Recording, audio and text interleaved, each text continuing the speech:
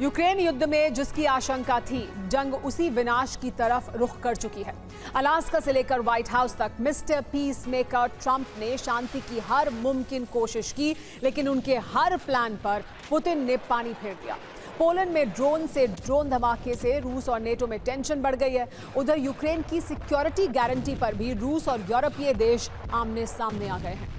एक वक्त बड़ी खबर यह कि रूस पोलैंड के बीच तनाव बहुत ज्यादा बढ़ गया है। पोलैंड की सीमा पर गिरा रूसी ड्रोन और उसके बाद ये तनाव और ज्यादा बढ़ा। ड्रोन हमले से पोलैंड के गांव दहशत में हैं, क्योंकि अब पोलैंड को ऐसा लग रहा है कि रूस की तरफ से पोलैंड पर और हमले किए जा सकते हैं। एक ड्रोन था रूस का जो पोलैंड की सीमा में जाकर गिरा, पोलैंड की सीमा से सटे हुए एक गांव में जाकर गिरा, लेकिन इसके बाद पोलैंड और रूस के बीच तनाव बढ़ा है। पोलैंड में सीमा के पास के गांवों में भी इस वक्त दहशत है।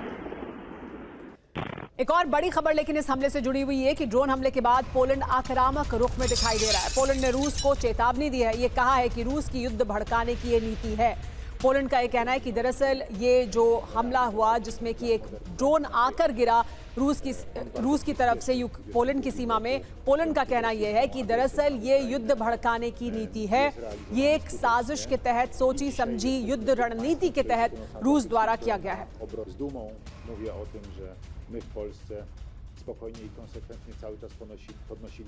रूस बनाम पोलैंड महायुद्ध की पिच क्या तैयार हो रही है, इसकी वजह से खबर क्या है जान लीजिए। रूस का अटैक ड्रोन पोलैंड में जाकर गिरा। पोलैंड और बेलारूस की सीमा पर बसे गांव इसकी वजह से प्रभावित हुए। तेज धमाके से गांव में दहशत है, कई घरों को नुकसान पहुंचा है। पोलैंड का इसके बाद आक्रामक रुख भी दिखाई दिया है। क्या भिड़ेंगे रूस और पोलैंड, ये सबसे बड़ा सवाल है। रूस पोलैंड में पहले से ही तनाव जारी है। यूक्रेन के बाद रूस के टारगेट पर पोलैंड ही है। पोलैंड पर दबाव बनाता रहता है रूस लगातार। पोलैंड में रूसी जासूसी नेटवर्क भी पकड़े गए थे। इसके बीच कहा यह जा रहा है, जो बड़ा सवाल उठ रहा है वो ये कि क्या नेटो देश पोलैंड पर हमला करेगा रूस, और अगर रूस ऐसा करता है तो फिर क्या होगा। यूक्रेन को सुरक्षा गारंटी पर पुतिन ने लेकिन चेतावनी दे दी है। यूक्रेन रूस को बराबर सुरक्षा सुनिश्चित हो। 1 हफ्ते, 2 हफ्ते या 1 साल का सीज फायर ना हो। सीज फायर से नेटो यूक्रेन में हथियार जमा करेगा, क्योंकि पुतिन को ऐसा लगता है कि सीज फायर होगा तो फिर नेटो यूक्रेन में हथियार जमा करेगा और ये रूस की सुरक्षा गारंटी के लिए सबसे बड़ा खतरा होगा। आपको दिखाते हैं कि पिछले साल सुरक्षा गारंटी पर पुतिन ने क्या चेतावनी दी थी। देखिए, तो देखिए, सुरक्षा गारंटी पर पुतिन ने चेतावनी दी है कि अगर सीज फायर हुआ तो उसकी सुरक्षा गारंटी सुनिश्चित कैसे होगी। पुतिन का यू टर्न यूरोप तक इसकी वजह से विध्वंस है। रूस को यूक्रेन जैसी सुरक्षा गारंटी चाहिए। रूस के लिए खतरा बन सकता है नेटो। सुरक्षा गारंटी प्लान में अमेरिका और यूरोप शामिल हैं। चीन को भी सुरक्षा गारंटी में शामिल किया जाए। बड़ी बात यह है कि यूक्रेन में विदेशी सेना पर रूस की स्थिति पहले से ही साफ है। विदेशी सेना पर रूस ने अपनी रणनीति नहीं बदली है। वॉशिंगटन सम्मेलन में बनी सहमतियों की लंबी लिस्ट है। अभी सब कुछ कागजों में है। ज़ेलेंस्की पुतिन से बात करने पर सहमत है। ट्रंप सीज फायर के लिए यूक्रेन को आर्टिकल 5 जैसी सुरक्षा गारंटी देने पर सहमत है। यूरोप यूक्रेन को सुरक्षा गारंटी सुनिश्चित करने के लिए सहमत है। इतनी सारी सहमतियों के बीच कई असहमतियां भी हैं जो सतह पर नजर नहीं आ रही हैं, क्योंकि ट्रंप को सिर्फ पीस डील नजर आ रही है। यूक्रेन को अपनी जमीन जाती हुई दिख रही है। यूरोप को रूस के साथ टकराव का डर नजर आ रहा है। ट्रंप की पीस डील तीसरे विश्व युद्ध की चिंगारी भड़का सकती है। कैसे, इस रिपोर्ट में जानिए।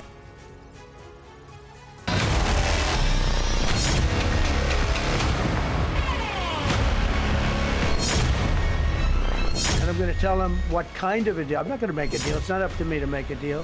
He's trying to set a stage. I mean, in his mind, that helps him make a better deal.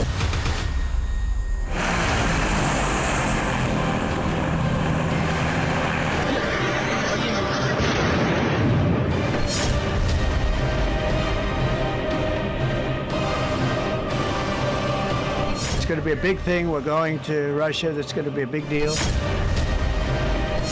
There's no deal until there's a deal. I will call up NATO.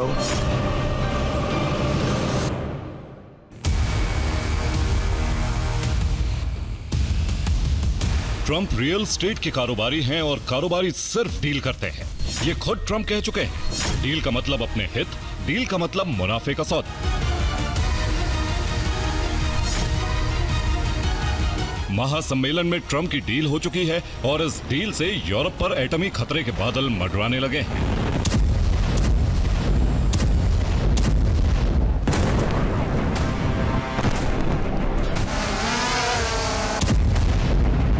Washington में Trump ने Ukraine के साथ $200 billion यानी करीब 17.5 लाख करोड़ रुपए का हथियार सौदा किया। बदले में यूक्रेन को आर्टिकल 5 जैसी सुरक्षा गारंटी का वादा किया, लेकिन साथ ही कह दिया कि सुरक्षा गारंटी के लिए जिम्मेदार अमेरिका नहीं, यूरोप है।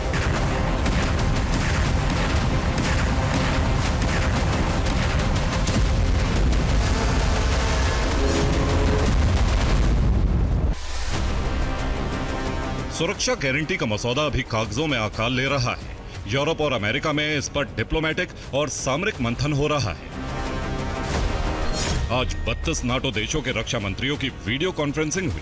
सुरक्षा गारंटी तय करने के लिए यूएस, यूरोप, यूक्रेन का कमीशन बना दिया गया है। अमेरिका के विदेश मंत्री मार्को रूबियो इस कमीशन के अध्यक्ष हैं। इसी हफ्ते जर्मनी, यूके, फ्रांस, फिनलैंड और इटली के सीडीएस वॉशिंगटन पहुंच रहे हैं। अमेरिका के सीडीएस के साथ सुरक्षा गारंटी के नियमों, शर्तों पर चर्चा होगी। कागजी कार्रवाई तेज कर दी गई है, लेकिन सवाल यह है कि सुरक्षा गारंटी है क्या? युद्ध विराम लागू हुआ तो यूक्रेन को सुरक्षा गारंटी दी जाएगी। परिकल्पना यह है कि इसकी जिम्मेदारी अमेरिका और यूरोप उठाएंगे। ये व्यवस्था इसलिए की जाएगी ताकि भविष्य में रूस यूक्रेन पर हमला न करे। जहां तक जिम्मेदारी का सवाल है तो ट्रंप बड़ी चतुराई से उससे मुकर गए। सुनिए उनकी प्रेस सचिव कैरोलाइन लेविट क्या कह रही हैं।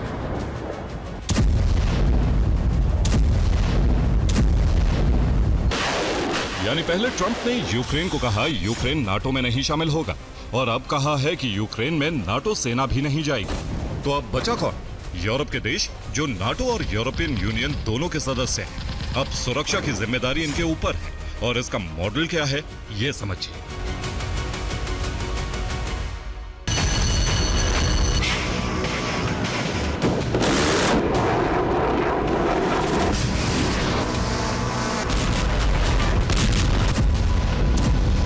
मिस्टर पीस मेकर साफ कर चुके हैं कि पीस डील चाहिए, लेकिन इस कीमत पर नहीं कि रूस से सीधा टकराव हो जाए।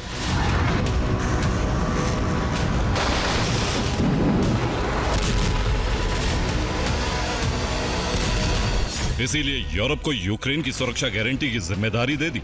अब अमेरिकी मीडिया का दावा है कि यूरोप के 10 देश अपनी सेना यूक्रेन में भेजने पर विचार कर रहे हैं। इन 10 देशों के नाम नहीं बताएगा, यानी ये भी कागजी कार्रवाई का ही एक हिस्सा है। लेकिन क्रेमलिन ने इस प्लान के धरातल पर उतरने से पहले ही अपना रुख बता दिया। क्रेमलिन प्रवक्ता दिमित्री पेस्कोव ने कहा है कि यूक्रेन में विदेशी सेना की संभावित तैनाती पर रूस की स्थिति पहले से साफ है। इसमें कोई परिवर्तन नहीं आया है। यानी यूक्रेन में सेना भेजने वाले देश रूस के टारगेट में होंगे। उन्हें युद्ध में सीधे शामिल माना जाएगा। इसीलिए बिना अमेरिका के पूरा यूरोप भी मिलकर यूक्रेन को सुरक्षा गारंटी नहीं दे पाएगा।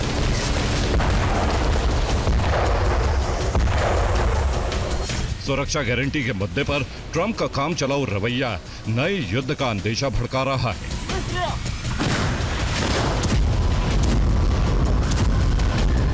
इसीलिए फ्रांस ने कहा है कि दुश्मन दरवाजे तक पहुंच चुका है।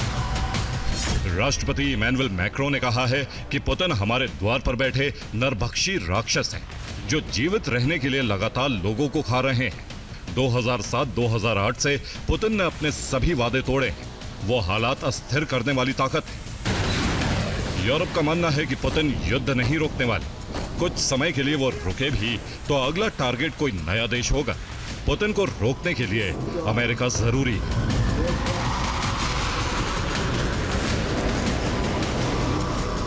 लेकिन अमेरिका ने डील सिर्फ यूक्रेन से ही नहीं की है, बल्कि पुतिन से भी की। इसीलिए ट्रंप कह रहे हैं कि सुरक्षा गारंटी पर पुतिन को भी सहमत करना होगा।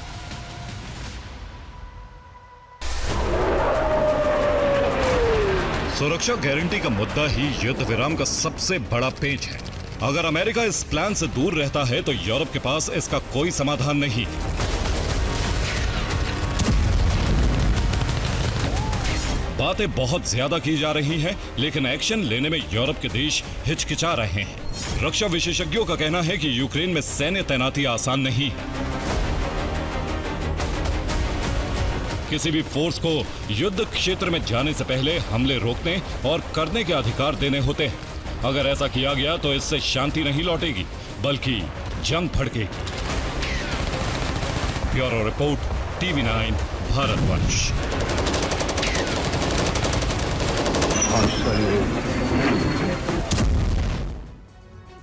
बड़ी खबर यह कि रूसी सेना की गाड़ी पर अटैक हुआ। पश्चिमी यूक्रेन में विध्वंसक हमला हुआ है। रूसी सेना की गाड़ी पूरी तरह से इस हमले में तबाह हो गई। कई सैनिकों के मारे जाने की खबर भी आ रही है। देखिए किस तरह से ये पूरी गाड़ी तबाह हो गई। इसमें जो सैनिक मौजूद थे उनके मारे जाने की खबर आ रही है।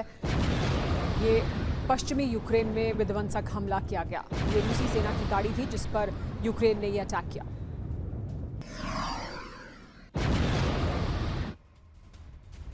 लेकिन रूसी सेना को और मजबूती मिल रही है। रूसी सेना को मिली है Su-35S की एक नई खेप। रूस का सबसे उन्नत ऑपरेशनल फाइटर जेट है ये। 1600 किलोमीटर इसकी कॉम्बैट रेंज है। एक साथ 30 हवाई लक्ष्यों को ट्रैक कर लेता है। और ये एक नई खेप अब फाइटर जेट्स की रूसी सेना को मिली है, जिसमें बताया जा रहा है कि Su-35S की ये नई खेप युद्ध के मैदान में रूस की सेना को और मजबूती देगी। लेकिन यूक्रेन में सेना नहीं भेजेगा पोलैंड, ये जानकारी मिल रही है। शांति मिशन के लिए सेना नहीं भेजेगा पोलैंड। पोलैंड के रक्षा मंत्री ने कहा है कि हमारे पास यूक्रेन में शांति के अलावा भी दूसरे काम हैं। पोलैंड का नेटो देशों से अलग रुख दिखाई दे रहा है। नेटो के बाकी तमाम देश ये लगातार कहते रहे कि यूक्रेन की सुरक्षा को सुनिश्चित किया जाना चाहिए, वहां पर सेना भेजी जानी चाहिए, हथियार दिए जाने चाहिए। लेकिन पोलैंड ने अपना रुख साफ किया है। पोलैंड का कहना है कि वो अपने सैनिकों को यूक्रेन में नहीं भेजेगा। साफ तौर पर यह भी कह दिया गया कि उनके पास और भी काम है यूक्रेन की सुरक्षा को सुनिश्चित करने के अलावा। तो क्या यूक्रेन को सुरक्षा गारंटी देने पर नेटो में दरार है? ऐसा क्यों? क्योंकि नेटो का प्लान यह है कि युद्ध विराम के बाद यूक्रेन को सुरक्षा गारंटी दी जाए। यूक्रेन में शांति सेना भेजने की रणनीति पर काम किया जा रहा है, लेकिन इस बात से पोलैंड ने इनकार कर दिया है। यूक्रेन में शांति के लिए अपनी सेना नहीं भेजेंगे, ये पोलैंड ने साफ किया है। हमारे पास और भी काम हैं जिन्हें पूरा करना बहुत जरूरी है। उम्मीद यह है कि सहयोगी देश हमारी स्थिति को समझेंगे। पूर्वी सीमा की सुरक्षा करना ज्यादा चुनौतीपूर्ण है। बेलारूस सीमा पर 5 से 6 हजार सैनिक तैनात हैं और इस वजह से पोलैंड के लिए अपनी सुरक्षा को सुनिश्चित करना सबसे बड़ी चुनौती है इस वक्त। एक और बड़ी खबर लेकिन युद्ध के मैदान से यह है कि यूक्रेन की सुरक्षा गारंटी पर रूस भी सख्त रुख इख्तियार कर रहा है। विदेश मंत्री सर्गेई लैवरोव ने चेतावनी दी है। सुरक्षा गारंटी में चीन भी शामिल हो, ये कहा लैवरोव ने। रूस को भी सुरक्षा गारंटी चाहिए। तो सुरक्षा गारंटी पर रूस नेटो में टेंशन है। रूस के पूर्व राष्ट्रपति दिमित्री मेदवेदेव ने चेतावनी दी है। यूक्रेन में नेटो सैनिक स्वीकार नहीं हैं। रूस को ऐसी सुरक्षा गारंटी नहीं चाहिए।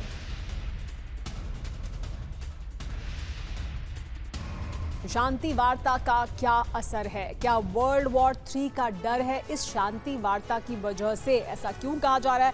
क्योंकि वॉशिंगटन वार्ता में यूक्रेन को सुरक्षा गारंटी देने को तैयार थे ट्रंप। इसका असर यह है कि रूस को सुरक्षा गारंटी में साजिश की आशंका है।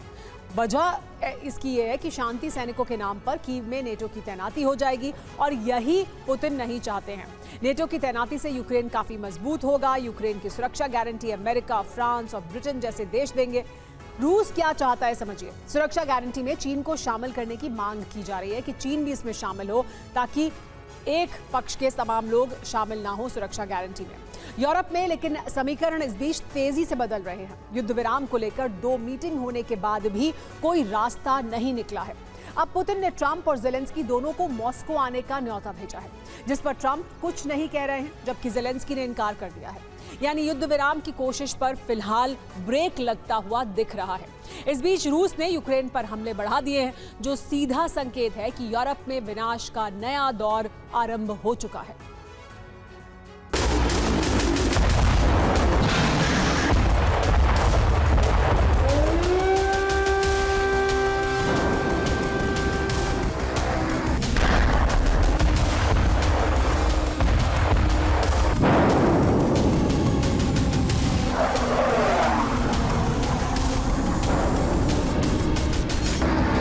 पहला प्रहार, दूसरा प्रहार, तीसरा प्रहार। हर दिशा से यूक्रेन में बारूद बरस रहा है। इतने विध्वंस के बाद भी उम्मीद की जा रही है कि युद्ध विराम होगा, शांति के लिए रास्ता निकलेगा।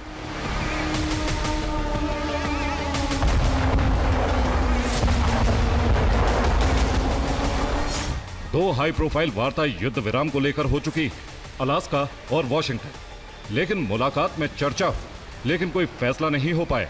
कहीं ऐसा ना हो हालात पहले से ज्यादा बिगड़ जाएं।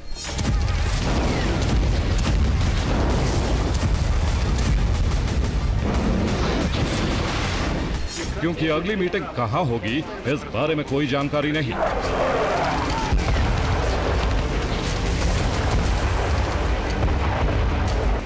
हाँ, इतना जरूर है कि कहा जा रहा है कि 2 से 3 हफ्ते में मीटिंग हो सकती है, जबकि अभी के जो हालात हैं वो समझिए।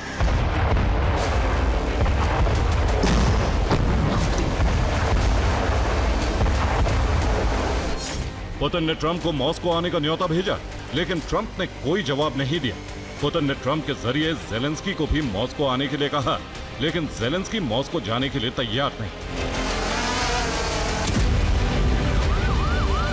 जबकि पुतिन यूरोपीय देशों को वार्ता में शामिल करने के लिए तैयार नहीं। इसीलिए अभी कहीं और मीटिंग की संभावना दिख नहीं रही।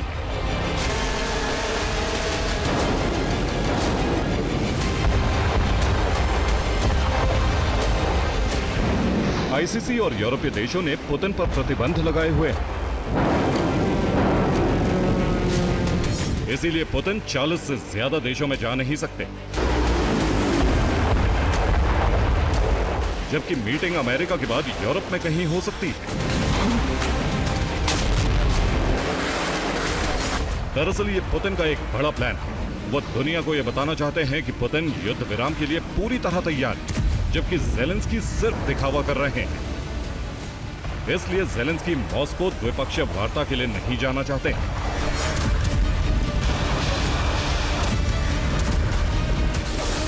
ज़ेलेंस्की पहले भी पुतिन के युद्ध विराम फॉर्मूले को खारिज कर चुके हैं। हो सकता है वॉशिंगटन में वो ट्रंप के दबाव में आकर कुछ कदम आगे बढ़ने के लिए तैयार हुए हैं, लेकिन अब ज़ेलेंस्की का रुख बदल रहा है। हालात देखते हुए रूस ने हमले बढ़ा दिए हैं, खास तौर से उन इलाकों पर जिन्हें पुतिन सबसे पहले कब्जा करना चाहते हैं। इसका जिक्र सीज फायर के ब्लूप्रिंट में भी किया गया है।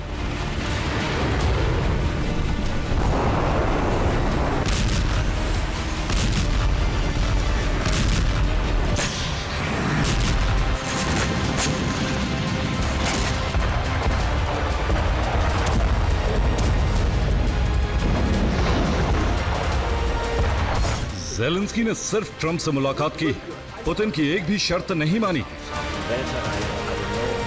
जबकि यूरोपीय देश सुरक्षा की गारंटी मांग रहे हैं।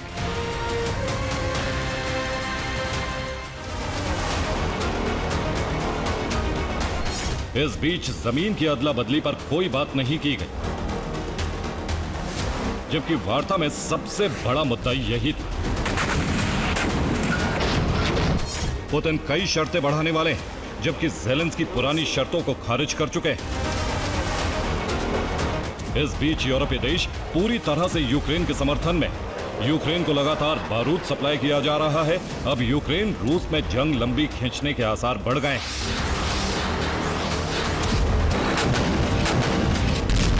जबकि ट्रंप चाहते हैं कि वार्ता का अगला चरण जल्द से जल्द हो।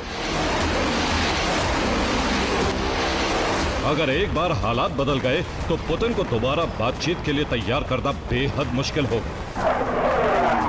और जितनी देरी होगी, रूस उतने ज्यादा हमले करके यूक्रेन को बड़ा नुकसान पहुंचाता रहेगा।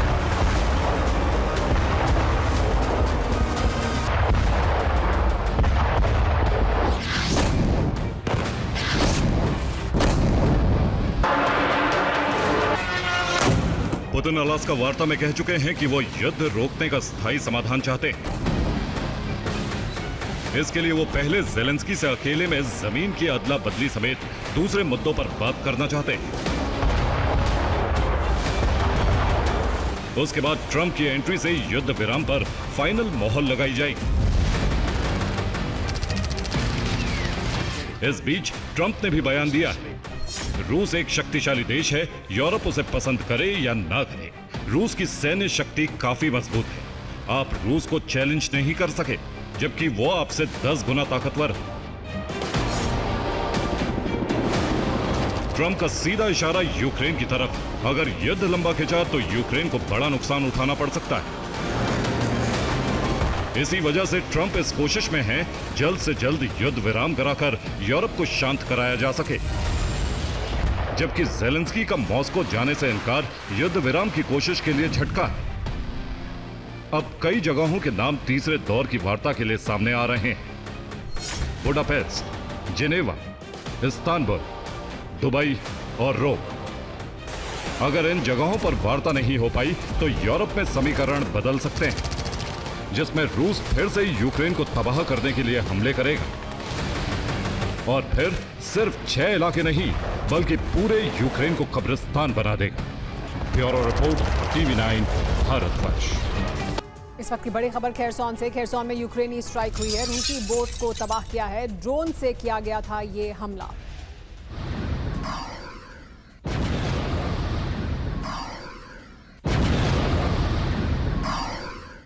एक और बड़ी खबर है कि खार्कोव में रूस ने भीषण हमला किया है। D-30 हॉवित्जर से दागी मिसाइल। यूक्रेनी सैन्य ठिकाना पूरी तरह से इसमें ध्वस्त हो गया।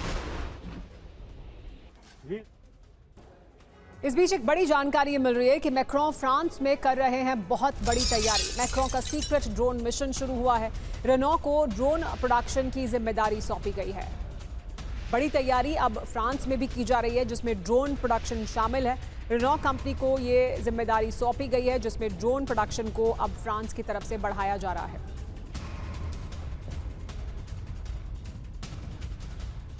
तो मैक्रों का सीक्रेट प्लान है ड्रोन प्रोडक्शन पर जोर। सरकार का प्रस्ताव यह है कि कार कंपनी रेनॉ को फ्रांसीसी सरकार आदेश दे रही है, प्रोडक्शन लाइन के कुछ हिस्सों में ड्रोन बनाए जाएं। यूरोप की रक्षा तैयारी को देखते हुए ये अहम कदम उठाया गया है। फ्रांस अपनी मिलिट्री इंडस्ट्री को अब मजबूत कर रहा है। कार प्रोडक्शन वाले कर्मचारी हथियार बनाएंगे। रेनॉ कंपनी में ही ड्रोन प्रोडक्शन को बढ़ाया जाएगा। एक और बड़ी खबर लेकिन युद्ध के मैदान से है कि यूक्रेन की सुरक्षा गारंटी पर नेटो का प्लान क्या है वो समझिए। नेटो बेस पर F-35 की तैनाती की तैयारी है। अमेरिका से रोमानिया में F-35 तैनाती को कहा गया है।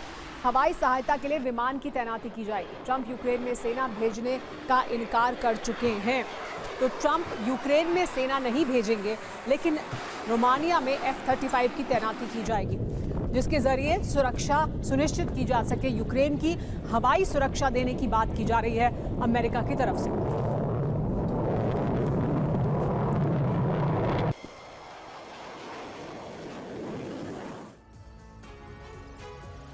सुरक्षा गारंटी के बारे में परिकल्पना ये की गई है कि युद्ध विराम लागू होते ही यूक्रेनी हवाई सुरक्षा की जिम्मेदारी यूरोप मिलकर संभाले। Council of willing coalition of willing के अलग अलग देशों की सेना को यह जिम्मेदारी दी जाएगी। रोमानिया में अमेरिकी F-35 की तैनाती की रणनीति बन रही है ताकि यूक्रेन को हवाई सुरक्षा दी जा सके। यूक्रेन में यूरोपीय देश सेना उतारने की तैयारी कर रहे हैं ताकि रूस के हमलों को जवाब दिया जा सके। पोलैंड से हवाई निगरानी बढ़ाने का प्लान है, जिससे रूस के हवाई एक्शन पर नजर रखी जा सके। काला सागर में मैरीटाइम सुरक्षा बढ़ाने का सुझाव भी है, जिससे यूक्रेन का कारोबार बाधित ना हो। ऐसे में कुछ सवाल भी हैं, जैसे पहले कौन सा देश सेना भेजेगा, सैन्य तैनाती की शर्तें क्या होंगी, रूस के हमले हुए तो जवाब क्या होगा, सैन्य खर्च कौन उठाएगा। रूसी सेना ने अब सर्दी में जंग की तैयारी शुरू कर दी है। इसके तहत यूक्रेन में न सिर्फ जबरदस्त हमले किए जा रहे हैं, बल्कि यूक्रेन के ऊर्जा ठिकानों को जलाया जा रहा है। ऐसे में माना जा रहा है कि ट्रंप के शांति प्रयासों पर एक बार फिर से पानी फिर गया है। तो सवाल यही है कि क्या पुतिन ने ट्रंप को धोखा दे दिया है? अगर जंग नहीं रुकी तो ट्रंप का अगला कदम क्या होगा?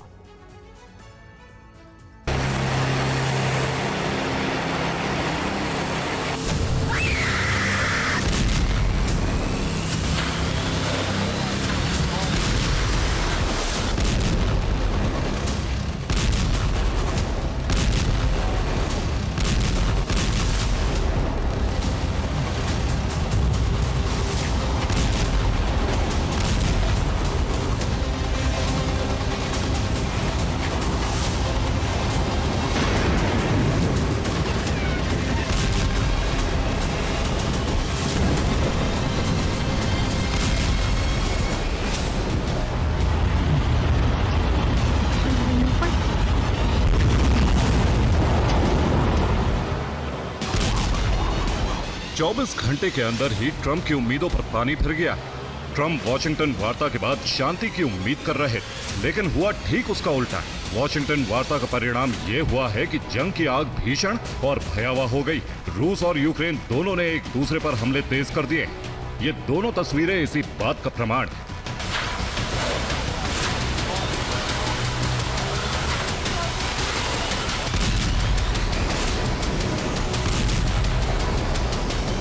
यूक्रेन की ऑयल रिफाइनरी जल रही है।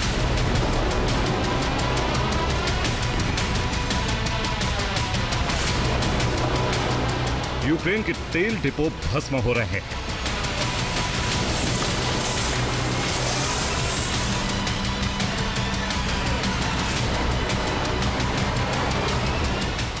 यूक्रेन के पावर स्टेशन धधक रहे हैं।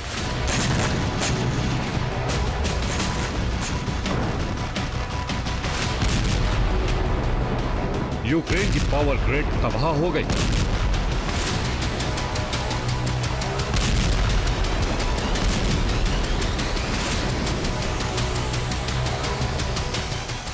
रूसी सेना शहर शहर इसी तरह यूक्रेन के ऊर्जा ठिकानों को जला रही है।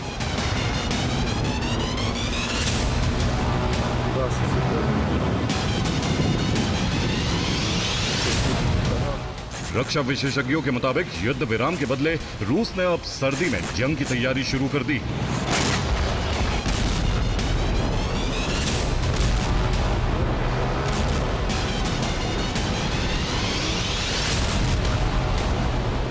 यही वजह है कि यूक्रेन के एनर्जी सेक्टर को तबाह किया जा रहा है, ताकि सर्दियों में यूक्रेन ऊर्जा विहीन हो जाए। अगर ऐसा हुआ तो यूक्रेन सरेंडर पर मजबूर हो जाएगा।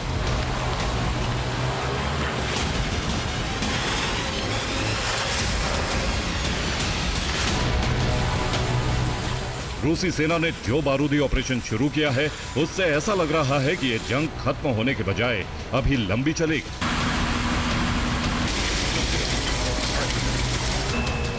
सवाल यही है कि आखिर वॉशिंगटन वार्ता के तुरंत बाद रूसी सेना ने यूक्रेन के एनर्जी सेक्टर को तबाह करना क्यों शुरू कर दिया है? सबसे पहले इस सवाल का जवाब ढूंढना जरूरी है।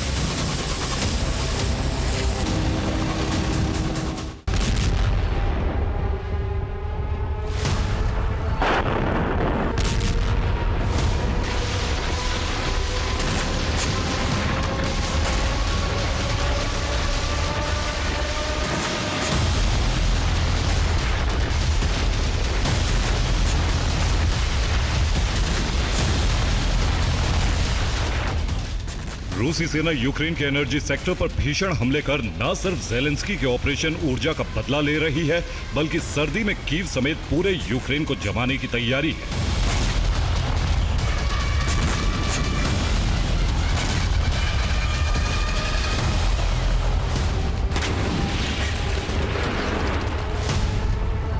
सर्दी में अगर यूक्रेन के पास बिजली, तेल और गैस की कमी हुई तो उसके लिए जंग में बने रह पाना संभव नहीं होगा।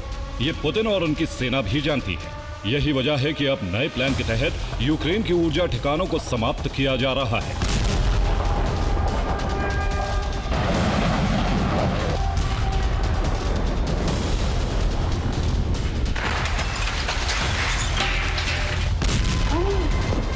रूसी सेना ने KH-101 मिसाइलों से हमला कर क्रेमेंचुग ऑयल रिफाइनरी को बर्बाद कर दिया।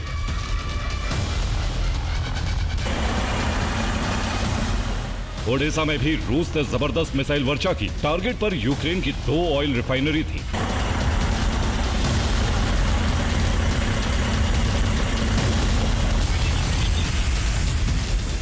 रिपोर्ट्स के मुताबिक रूसी हमले के बाद दोनों रिफाइनरी में भीषण आग लग गई।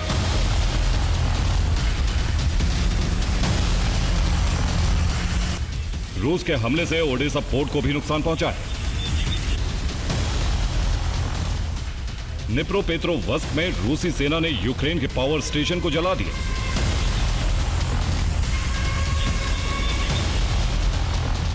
सूमी में रूसी सेना ने 30 ड्रोन से सीरियल धमाके किए। हमले में कई इमारतें बर्बाद हो गई। खार्किव में रूसी हमले की वजह से 7 लोगों की जान चली गई, 30 लोग घायल हो गए।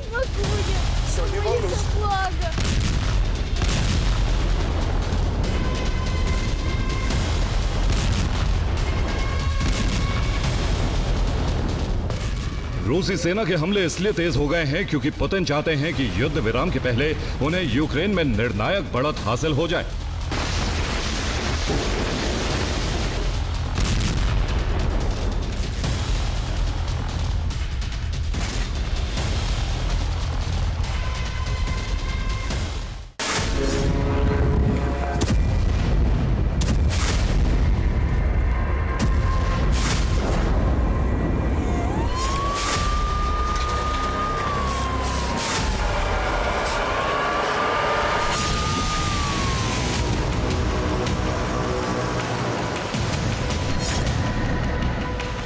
जिस तरह रूस यूक्रेन के एनर्जी सेक्टर को जला रहा है, उसी तरह यूक्रेन भी रूस के ऊर्जा ठिकानों को टारगेट कर रहा है।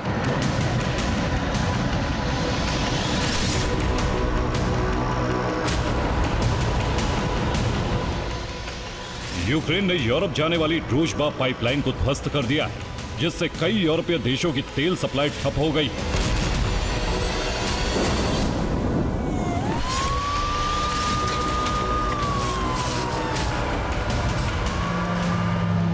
यूक्रेन ने न सिर्फ पाइपलाइन को ध्वस्त किया, बल्कि रूस की तेल रिफाइनरी और गैस स्टेशनों पर भी जबरदस्त हमले किए।